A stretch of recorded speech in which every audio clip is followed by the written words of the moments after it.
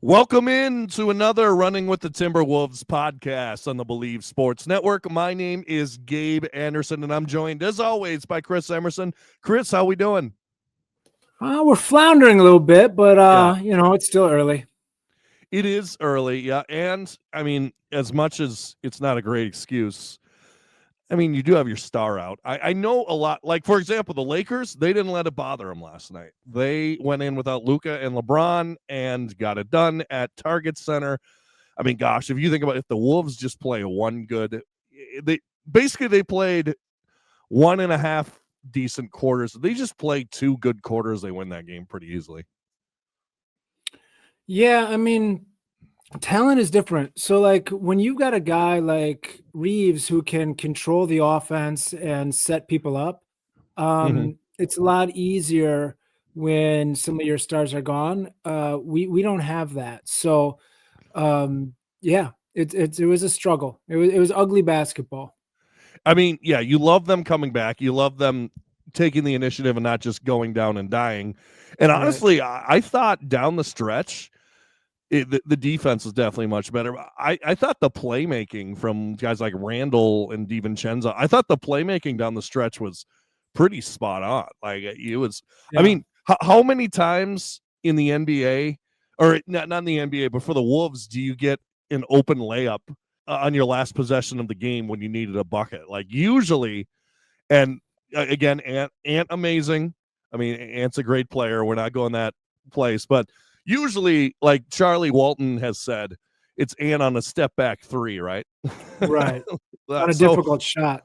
Yeah, I thought Randall was awesome last night. I thought Jaden was great last night. I know we've had some you've had some adverse words for Jaden, or just kind of wanting more out of him. We'll talk about the game in general, but before we get going, make sure to like, share, and subscribe on YouTube. Give us a 5-star rating on Spotify and or Apple, and we want to thank the sponsor, 612 Tees. Hey guys, just wanted to pop in and say that we are excited to be working with 612 Tees again this season. 612 Tees is an awesome local company that makes comfortable and affordable unique tees for you to wear on game day or any day to support your favorite Minnesota teams.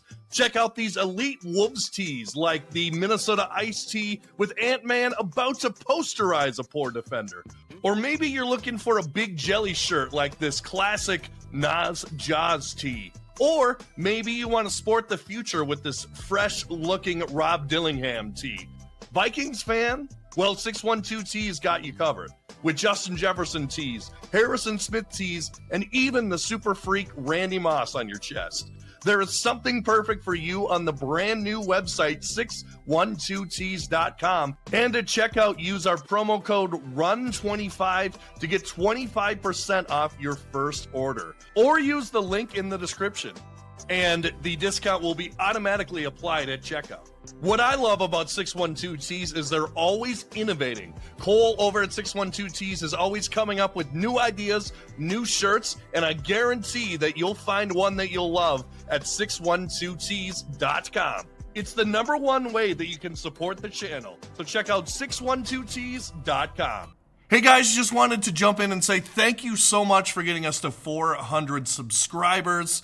It's been a grind. We love to have you along with us. Thank you so much for watching and telling others about our content. But if you haven't subscribed yet, make sure to hit that subscribe button and hit the notifications to let you know every time we upload a video. Also, let's get to 450 subscribers by the middle of November. I'd love to get there. So if you haven't subscribed, make sure to subscribe, leave a like, and tell a friend as well. Thanks, and enjoy the rest of the podcast. And thanks so much to Cole over at 612 Tees. Use promo code RUN25 to get 25% off your first purchase. And Chris, let's get into it as we get going here, because obviously the Wolves' big comeback in the fourth quarter last night. They go down, get a bucket, go up 1, and everyone's talking about this play. So let's look at it. Let's kind of break it down, which is something I'd like to do more on this podcast. And we'll kind of describe what we're seeing here. But obviously, if you're listening, one thing before we start this play, I think the biggest issue was the play before. So Randall, as much as I love him, we had, I think, 25 and a half seconds on the shot clock, and he immediately was in a rush, like was, hard, fast dribbling, and he ended up taking that shot and scoring, which was great, like you said on the layup, with like 10 seconds left. Right. Like that should have been run down to like 3 seconds. So, Yeah. that was originally a problem. I mean, you get a layup, I'm not mad at it, but I mean, you usually don't want to attack with 16 seconds left on the shot clock. Right. And I don't know. I'm a little differing opinion of that. Growing up playing basketball, take the shot when it's good. Yeah, take the shot. Make sure you get the bucket first, particularly when you're down. Maybe if you're up in that scenario, you don't go that early. Maybe if you're up 1, you don't go for the 2 that early. Also, there is the possibility of a rebound as well if you don't make the shot. And the other thing is, if you don't make the shot, you still, I mean, as you see on the bottom of the screen, the Wolves had 1 timeout left. So they could foul, of course, them to make free throws and then get 1 more shot at it. But yes, I understand what you're saying, particularly if Randall felt like he had a hold on the Laker defense and could score anytime he wants, which we'll talk about in a little bit. Randall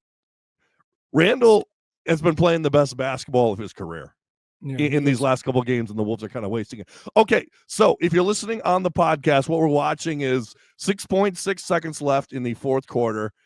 Lakers out of bounds, inbound, Jake LaRavia inbounding.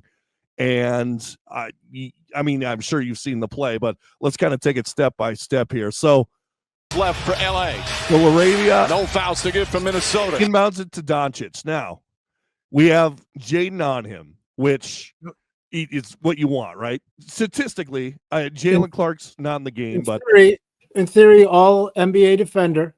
Yeah, all NBA defender, and he guards the best play. I don't know the exact numbers, but he's the guy on pretty much the best defender in most scenarios. So, I mean, you're in a pretty good spot here.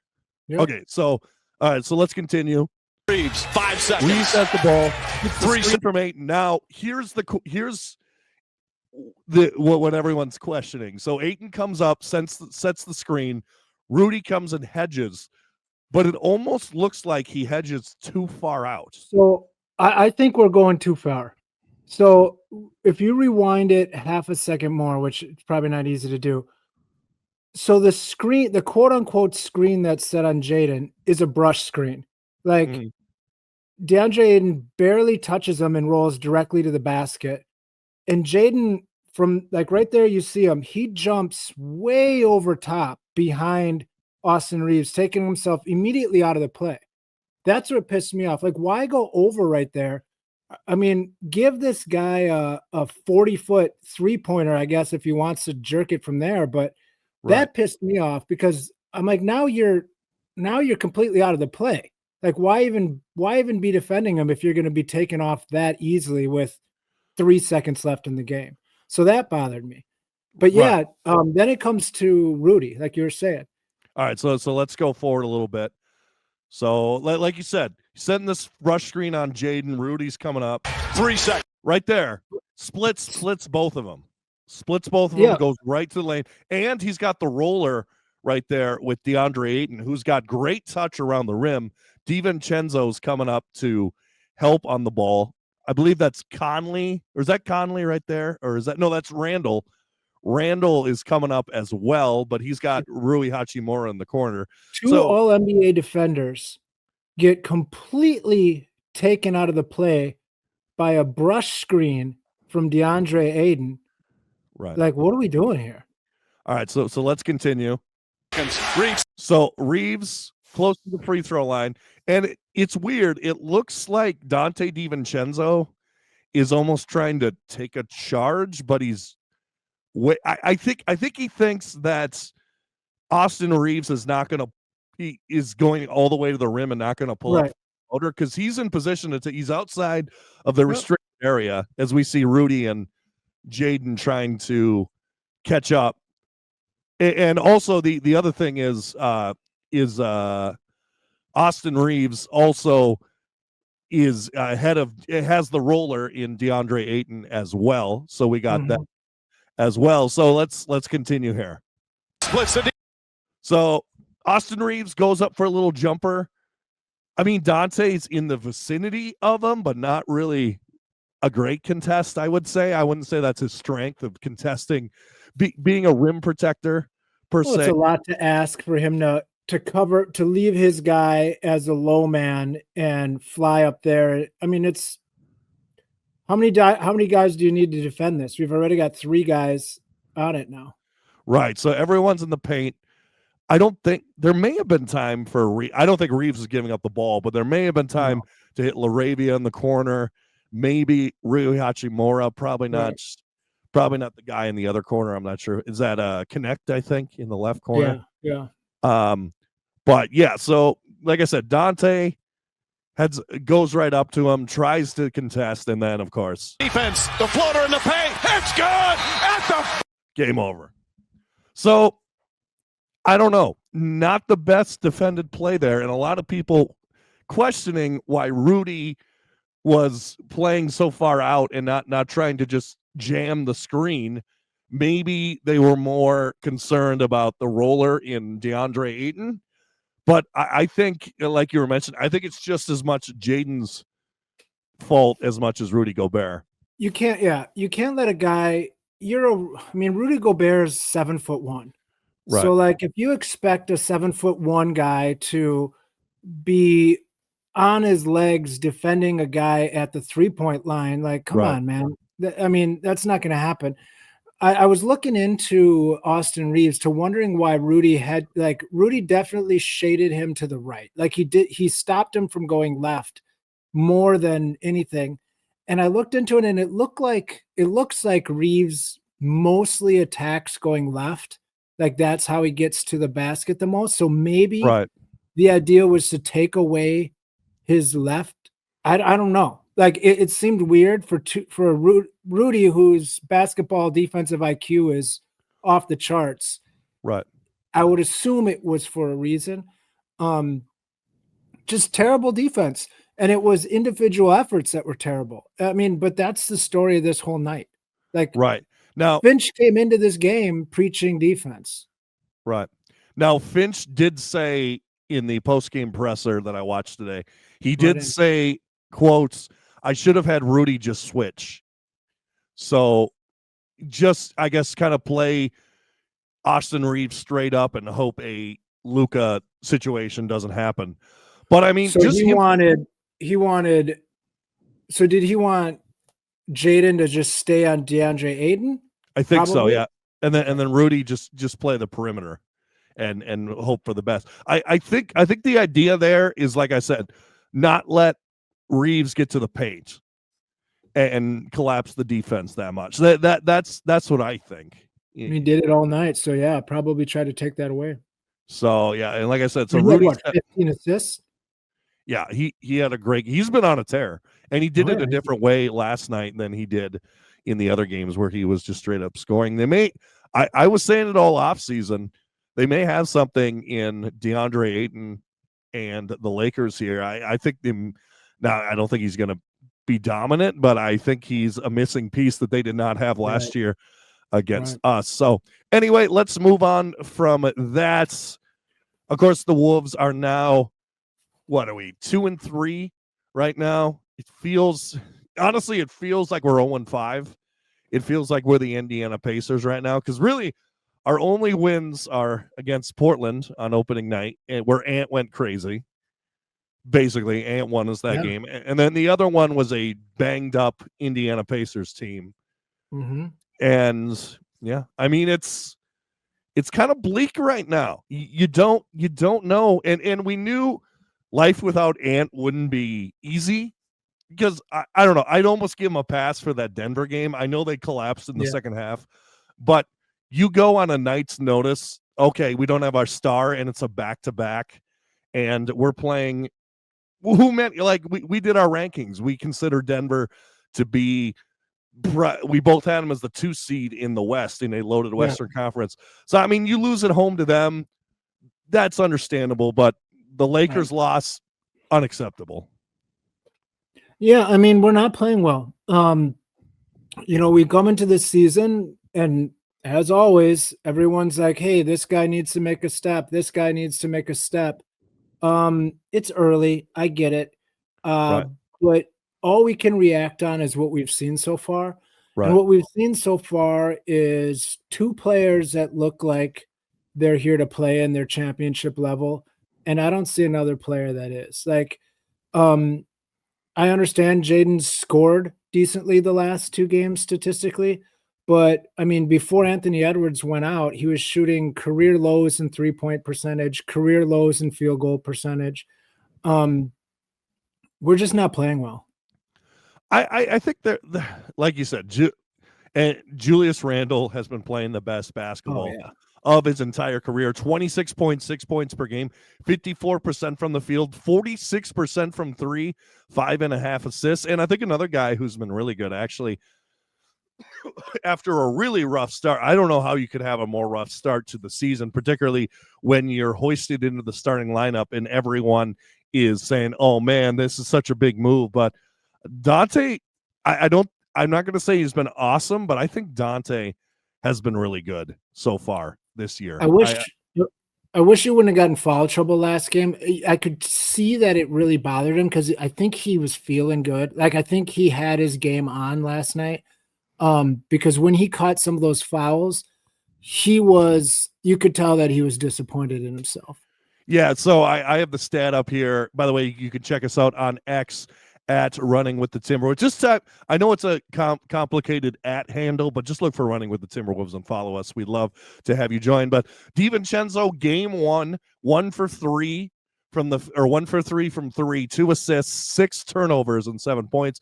Of course, that was the Portland game where they were pressuring 90 feet from the basket, which honestly we haven't seen.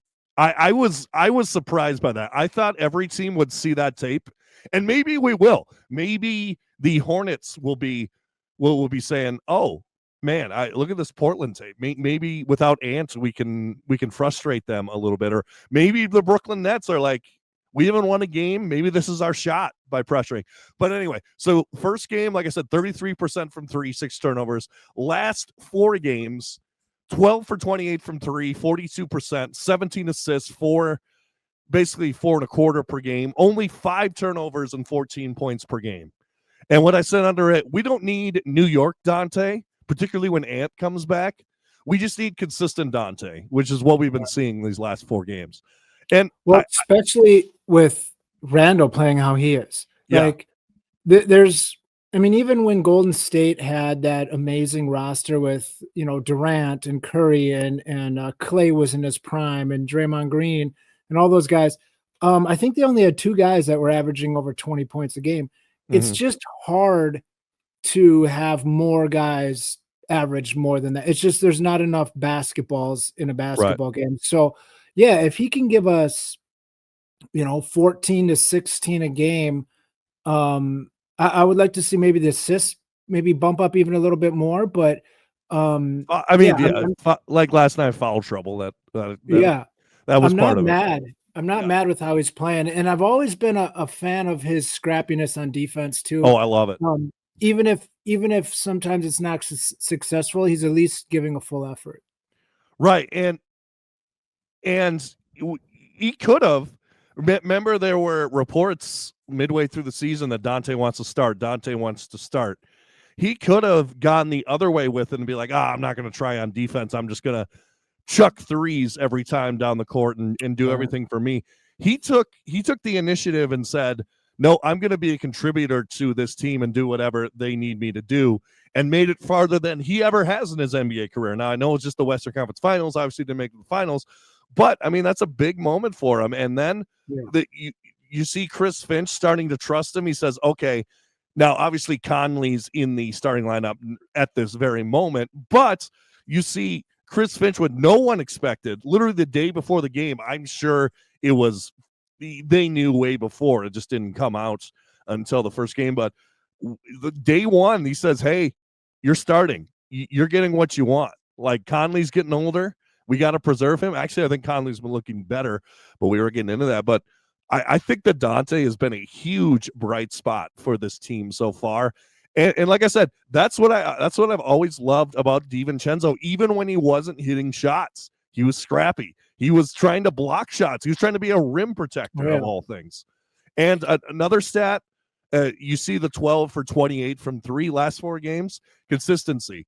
He's hit three threes the last 4 games. So it hasn't been like, oh, we hit 8 one game and then scattered. It's been consistency here, and that's what you like to see. For sure. I mean, because then you got something that you can rely on. Like, it's hard when a guy's up and down. A guy shoots 75% from 3, and then he shoots 10% for 4 games, and then back to 75%. Like, yeah, you want that consistency. You know, I guess to say that we're playing terrible, maybe that's not our team ball hasn't looked great, but I even liked Dillingham last night. Like, I know a lot of people want to be down on Dillingham, but I thought last night he looked great because he brings a little bit different. He brings some speed. He brought something different. I think I think our leader in assists was Randall with 6, and I think Dillingham had 5 in like 15 minutes. So, I mean, he's out there making plays. We were talking the other day about how he adds a little bit something different to the point guard position with like throwing lobs, and he threw a great lob to Rudy. I like his, I know he's not there yet, but I like what I saw out of him last night. Yeah, I agree with you as well. Also, the guy that we were talking about before, or you particularly, Bones Highland. Yeah. How about, I like his change of pace with Bones Highland. I mean, to be honest, he kind of kept us afloat when things really could have gone south there. Yeah, when the Wolves were struggling to score. Yeah, and hit 2 back-to-back threes. Now, I'm not saying he's going to shoot 40% from the floor, but like there's something in that kid. And to your point about Rob Dillingham, I almost like him kind of using his skills to get an open 10-foot jumper than him going straight to the rim. Now, he did hit 1 or 2 layups, but maybe he can get into the vibe where I don't need to get to the rim every time, because there were 2 or 3 times he went to the rim and just got blocked. Jackson Hayes had him timed perfectly and swatted into the second row.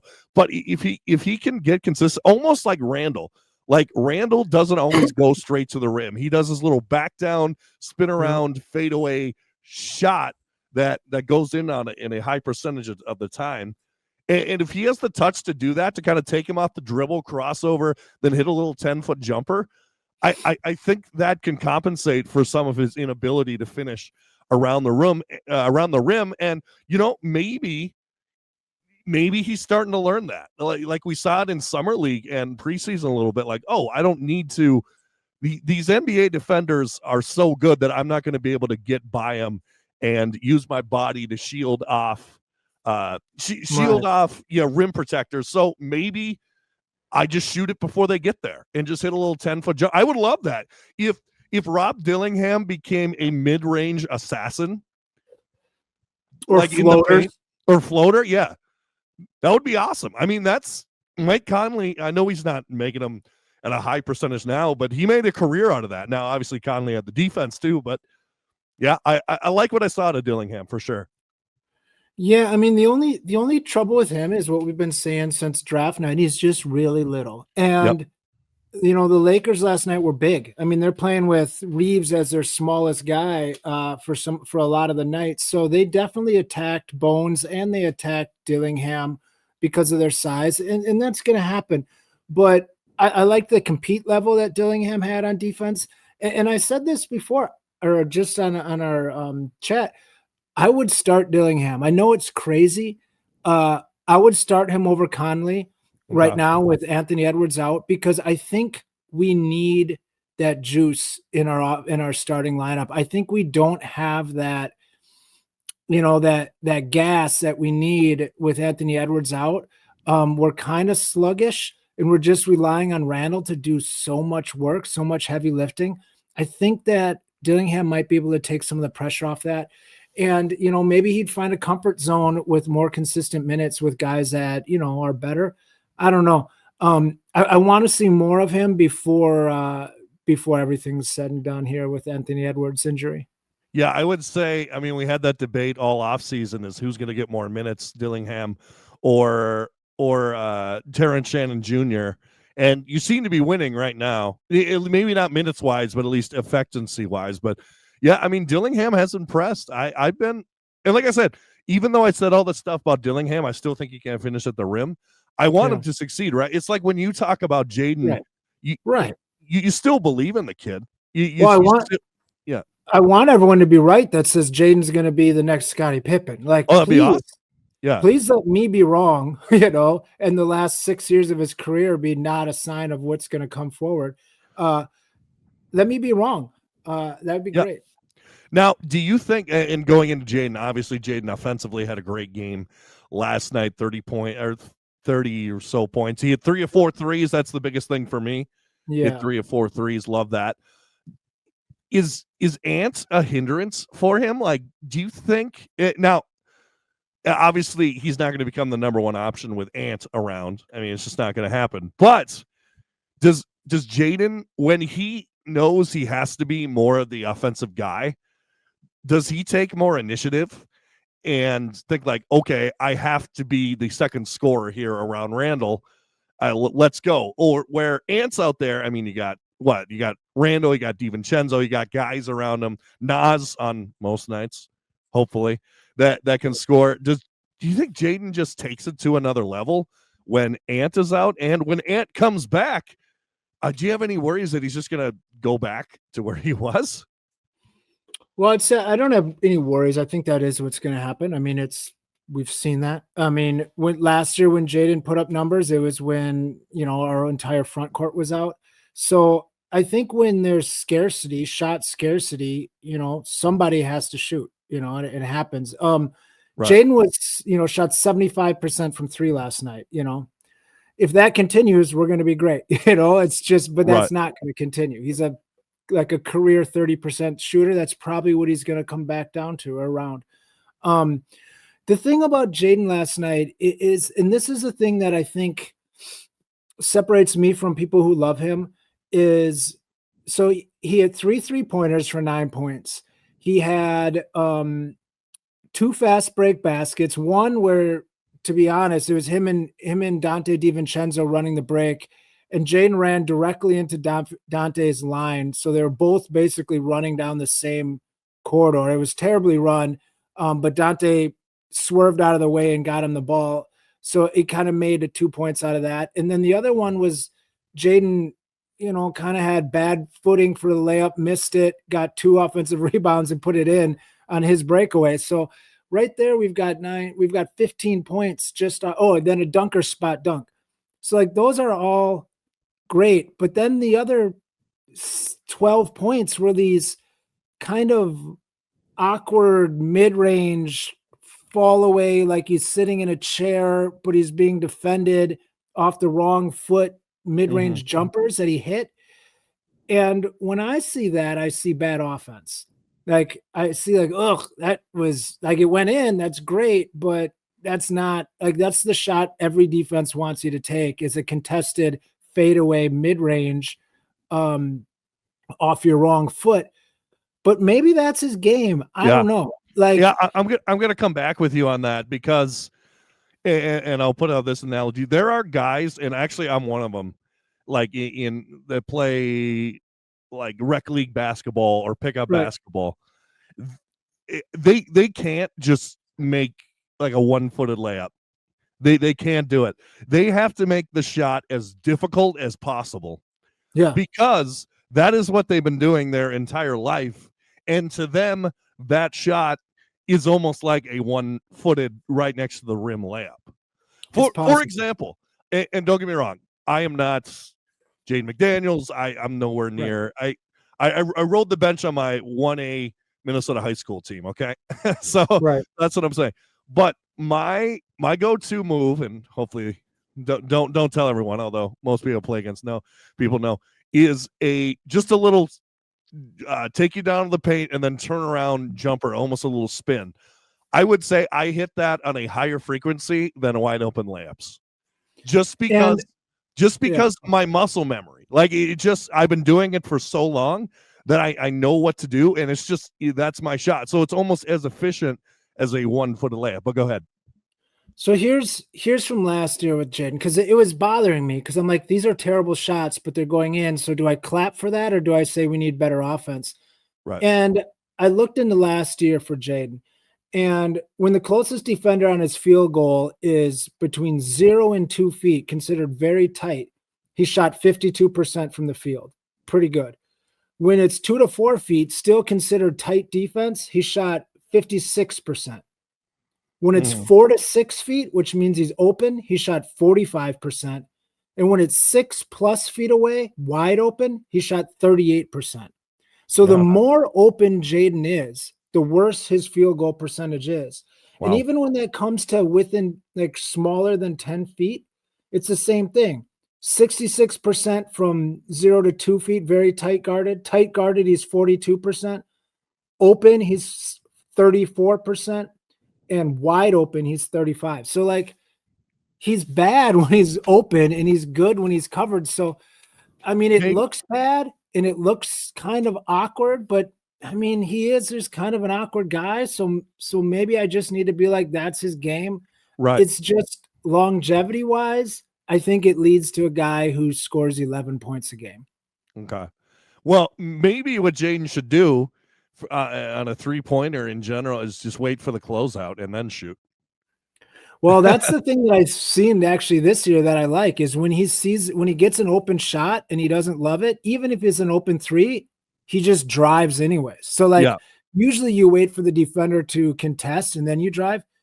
He'll drive even if the guy's not contesting hard, which I mean, due to his 3-point percentage, I'm not mad at that. So again, it's not great offense to pass up an open shot. Usually the coach wants you to shoot it, but maybe for him, keep driving it. Right. And then of course this is, and we'll get, I know you mentioned, this is why I would keep Dillingham coming off the bench when I'm going to right now. Oh, I'm sorry. That is the wrong one. Sorry. Let me get the right, there we go. There's the right tweet. So Naz Reid this season, and I have it up, by the way, like I said, follow us on X, but this season, 23 minutes a game, 26% from 3, a 114 defensive rating. Now, the defensive rating, it's a little bit of a outlier because the whole team has been bad on defense, but there's no denying that teams are targeting Naz on defense. There's no, at least the last couple games, there's no denying that. Last season, more minutes, 27 minutes per game, 37% from 3, 110 defensive rating. And then I said, with Ant being out, Chris Finch is playing Naz less because he can't afford to have him on the court. And I think that's absolutely true. I mean, and I hate to bring this up, and I don't think this is the case, but if Naz is still being affected by what happened this offseason, which is horrible and awful, and like it would take me years to fully get over the magnitude of what went down there. I mean, his sister passed away. His sister got actually, I believe, got shot by her boyfriend or something like that in New Jersey. Yes. I'm wondering for him. Now, obviously, there's team psychologists, right? There's people all over the place that know way more than me. Does he need to, I don't know, just a thought. Don't get mad at me for this. Does he need to just take some time to get his head right? I wonder. I don't think anyone should be mad at you for that. I don't know. Like, he can't shoot right now. Now he scoring wise, points wise, the last 2 games he before this one, he was actually decent. But I mean, 26% from 3, and I don't think it's a bad question to ask. Is he mentally all there? Because I mean, that's a traumatic experience to go through, and it wasn't that long ago. It was a couple months ago. Like, does he need time to recover? That's all I'm asking, or do you think it's something else? I mean, I can't even answer that. I don't know what it is, but he's definitely not playing well. So it's one of those things where unfortunately you're in a business of performance, and if you're not performing, we either need to move on or you need to figure it out, because that's what this game is. So yeah, he has been one of the things that I've been the most disappointed with in the team so far. Right. And so back to the Dillingham piece where you were talking about him coming in the starting lineup. And I keep mentioning it. If you're going to have Donte in the starting lineup and Naz isn't playing well off the bench and Terrence Shannon Jr., which we need him to pick it up. I'm sorry. It may have some leverage to him being your idea that he's just Corey Brewer.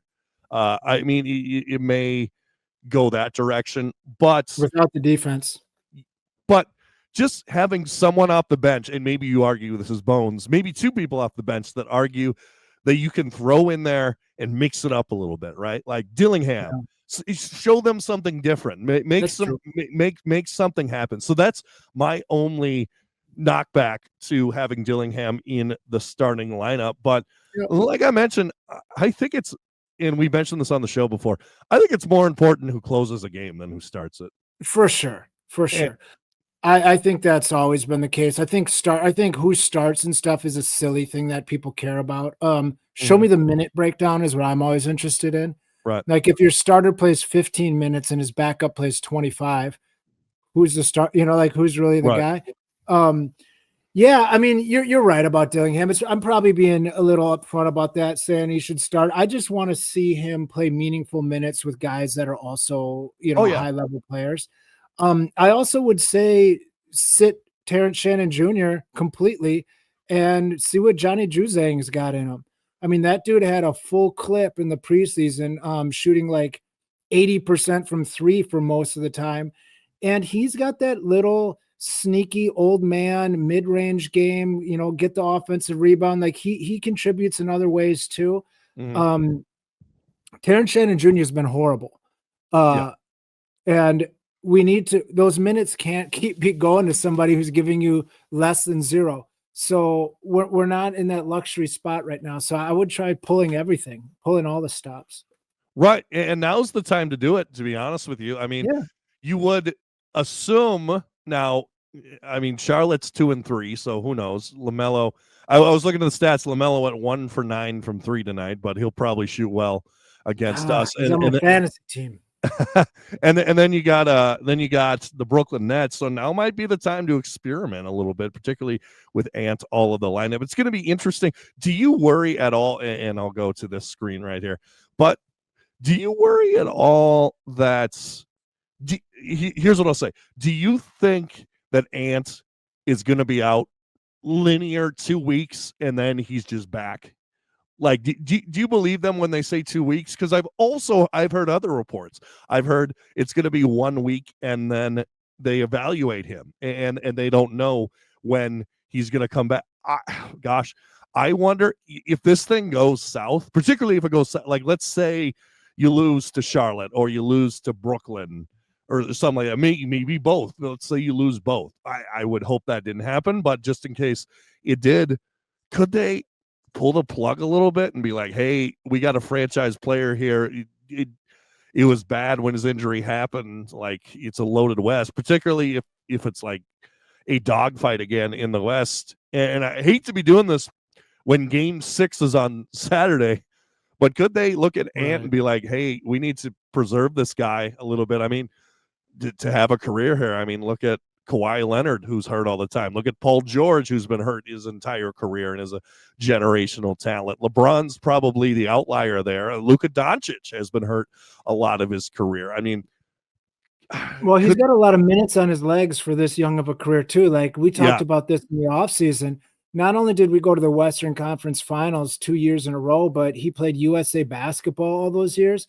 I mean, this guy, and he played damn near every game for his whole career so far. So, like, he's got a lot of miles for a guy as young as he is. I don't think there's anything wrong with saying that. Like, if we're not looking like we're going to be a top 4, 5, 6 team, I mean, this is, in my opinion, this should be, if it wasn't last year, which it would have been last year if I was a GM, this season should be the last year that this team looks the way it does. Because if we don't make a big run this year, like, what are we doing? Like, what do they always say? The sign of, or, a sign of insanity is doing the same thing over and over again and expecting a different outcome. We're not, if we're not adding anybody and we don't have any, high enough draft picks, we're good enough where we don't have high enough draft picks or they're traded away. So you're not getting an influx of talent. And the talent we have, I mean, Naz unfortunately seems to have hit a plateau, and it's great. He was undrafted, and to be a 6th man of the year and a quality role player as an undrafted player, great for you. And depending on who you are, maybe people still believe Jaden's going to be a 20-point scorer or whatever. I don't. I think he is who he is, and I think he is, a 13-point, 4 rebound, 2 assist type guy. Which is a solid role player for a guy drafted late in the first, So if you've got guys that's what they're maxing out at, and that's just who they are, Rudy's getting older. We don't have the roster to keep competing at a high level while these other teams keep getting better.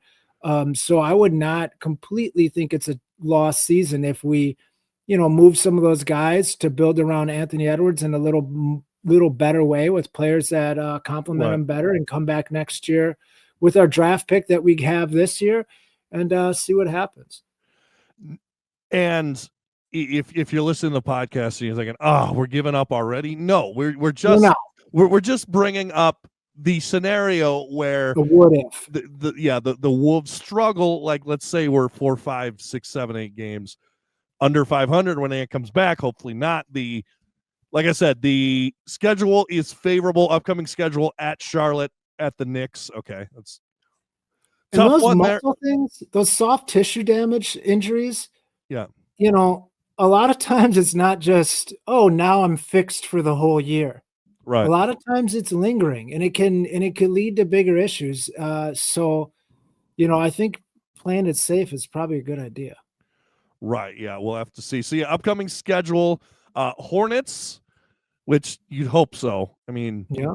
And then you got the Nets on the road. They've been a dumpster fire. Cam Thomas will probably put up 50 at the Knicks. So all road games. Knicks will be tough. We know that, particularly if Cat. But they've looked terrible.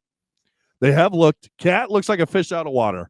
I was watching him in the nationally televised game against Milwaukee, and Kyle Kuzma was taking them to church. Like, they were putting smaller guys. I mean, Kyle Kuzma isn't small, but they were not putting centers on him.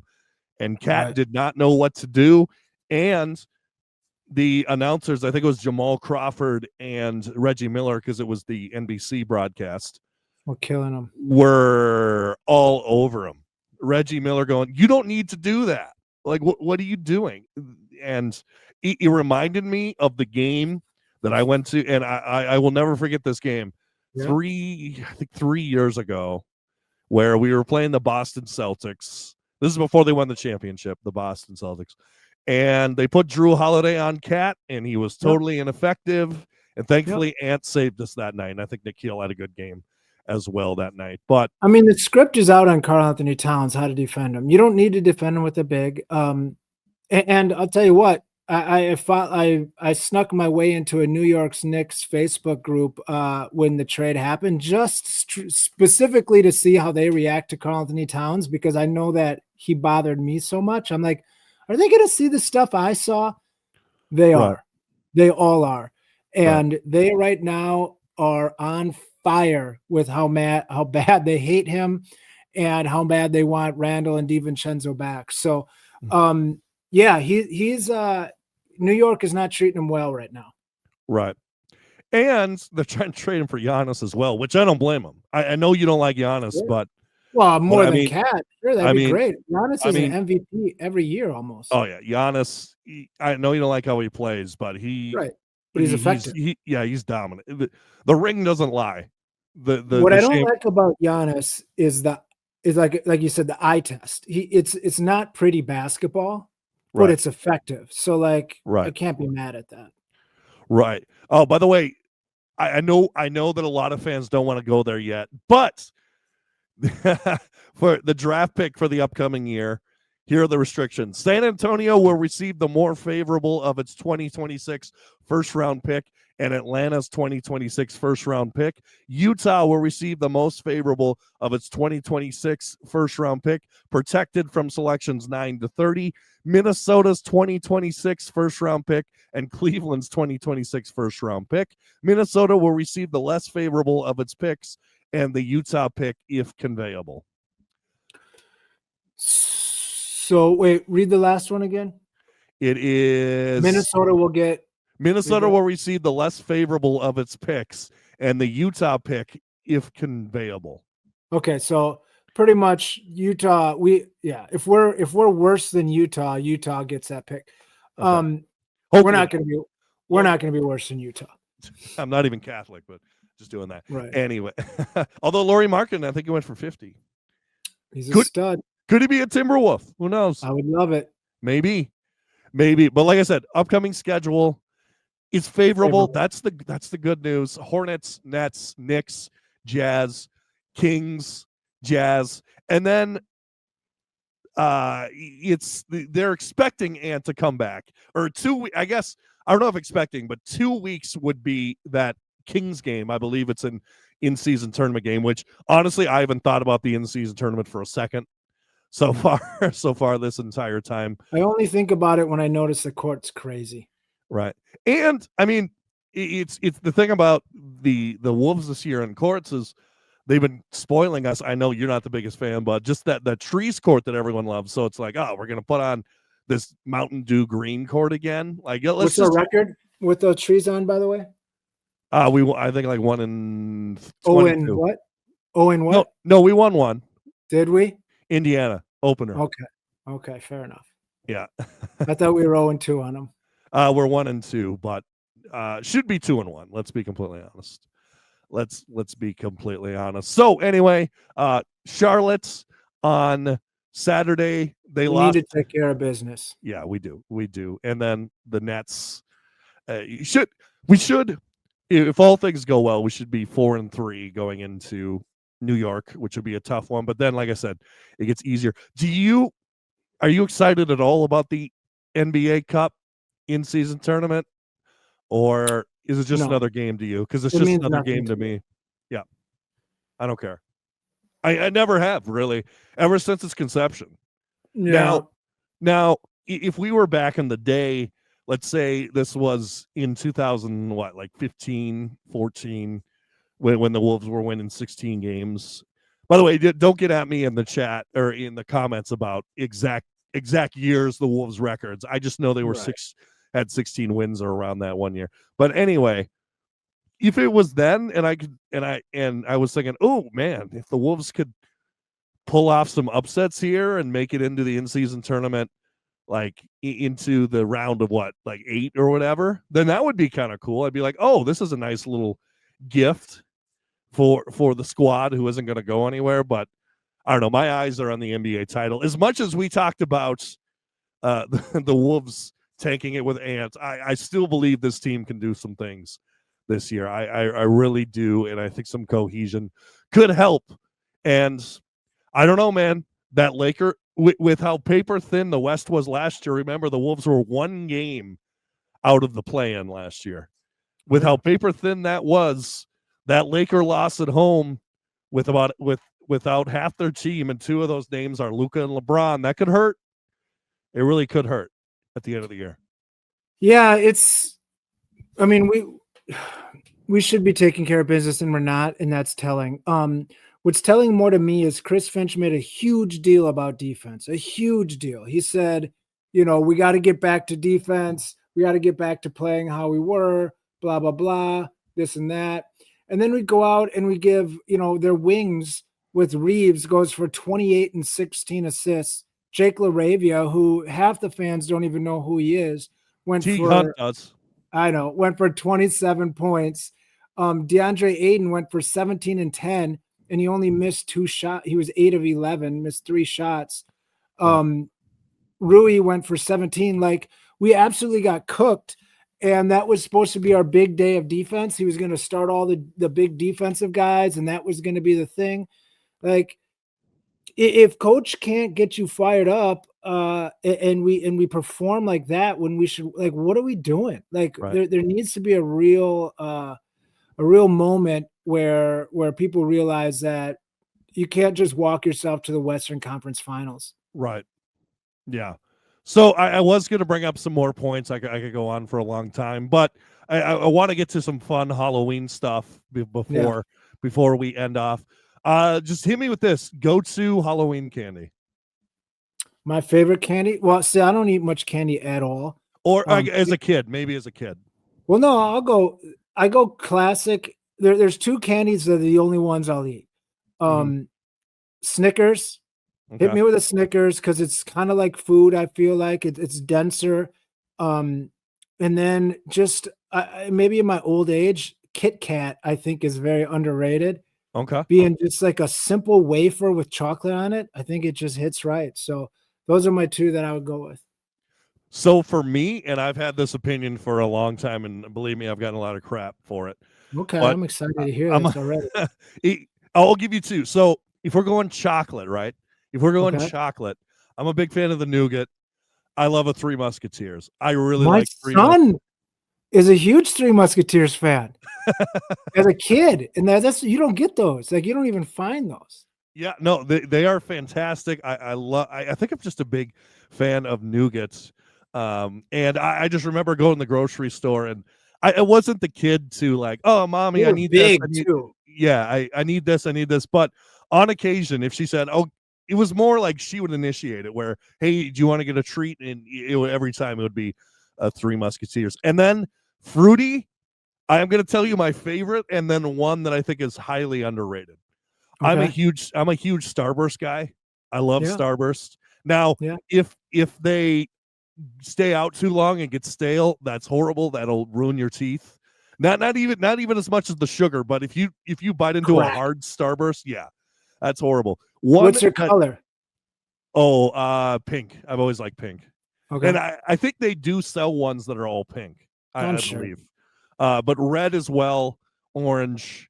It's just any of them. Hey, they're good. you asked me what my favorite color is, and then I name all of them. That's telling. But anyway, one back in the fruity category that I think is super underrated. And in fact, I work at a school, as you may be able to see. I'm recording this at work. But anyway, I have them ready for the kids tomorrow when they come in for help. I think that the Tootsie, not Tootsie Rolls, but the fruity Tootsie Rolls. Okay. I love those. I'm a big sucker for, and I love those fruity Tootsie Rolls. They are fantastic in my opinion. And those are like cheap people's candy too. Like, those are ones that like the cheap people give out. So I mean, that's a great get when those people can give you something that's on your hit list. I guess I'm the cheap person. To be honest with you, I went and got this candy tonight, and I went to the dollar store, and there's nothing wrong with that. No. And then, okay, so before we wrap it up, one more Halloween question. Yeah. Best costume you've ever had that you wore? So I'm big. I've done a lot of costumes, like very homemade, very unique, very big. Like, I've done ones where I've built my own stilts and had like made my own like wool pants. So I was like a minotaur that was about 8 feet tall. I've done the guy from Pan's Labyrinth that has like the eyes on his hands, and he's like a skin suit guy. And I made a big model head so so I was looking through the nostrils, so it looked like that. I went as Quagmire, where I made it. I mean, so I've done, I don't know if I have a favorite. I've done so many. Yeah, I mean, I do like going pretty hard core for Halloween. So I don't have a one. I've got many. And so what I will say is, what I like to do for Halloween usually is find something that I like and make the costume really well. And it's usually something that people don't really know. So like most people are like, what the hell is that guy? But then there'll be like that 3 or 4 people that are like, oh my God. Yeah. That's right. That's what I live for. So it's 3 or 4 people that are like, holy cow, that's awesome. I saw that weird movie that you wear. You know what I mean? Yeah, What like about you? oh my gosh, a basketball costume. Right, Nobody. exactly. Something like that for sure. For So sure. for me, we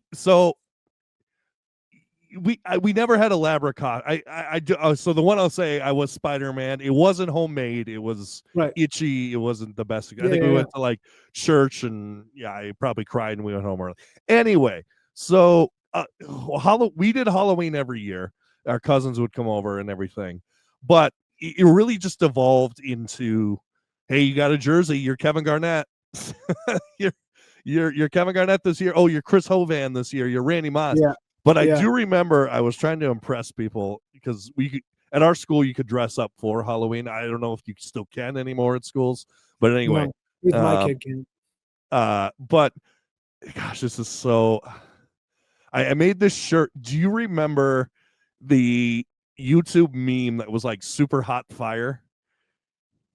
No. No, okay. I wish I had a clip of this, but so basically it was this guy who would get into like a rap battle, and like someone would rap at him really fast, and then he would just deliberately say words, and it's like the lamest diss ever, and then we go, oh, and then he would like jump back, like, okay, for example, I think, let's see if I can remember one of the lines. He goes, I broke up with my ex-girl, here's her number, psych, that's the wrong number, and then they like jumps back into like, and everyone goes nuts. And anyway, so I dressed up as super hot fire and no one got it. But that's my type of thing. That's what I'm saying. But if one person would have got it and been like, "Oh my God, Gabe, Right. that's awesome," Right. Yeah. that's all you needed. No, believe me, I'm all about like indie humor. I watch shows.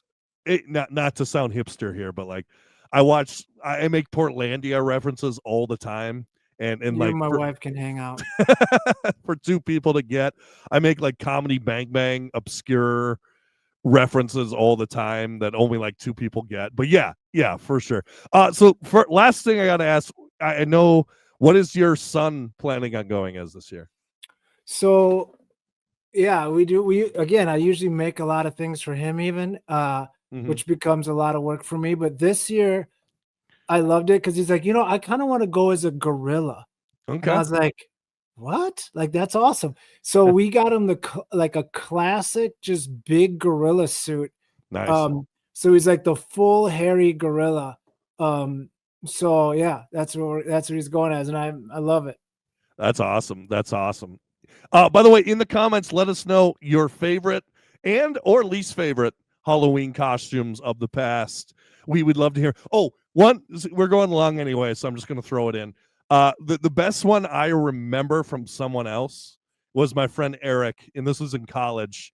And you may remember a very popular movie called The Hangover came out, and you may remember that the very famous image of Zach Galifianakis's character wearing with the baby.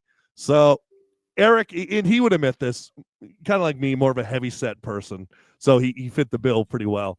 So he dressed up like the Zach Galifianakis in the I'm blanking on the name of the actual character, but he dressed up like him, and then he had a baby, strapped to his chest, like with the carrier thing. But inside of the baby, you could uncork its head on the top and just straight vodka in there. I mean, that got passed around. I'm sure tons of colds and diseases got passed around through drinking that baby, but I do remember that vividly. Make sure to like, share, and subscribe on YouTube. Give us a 5-star rating on Spotify and or Apple. And of course, check out 612tees.com and use promo code RUN25 to get 25% off your first purchase. And as always, go Wolves.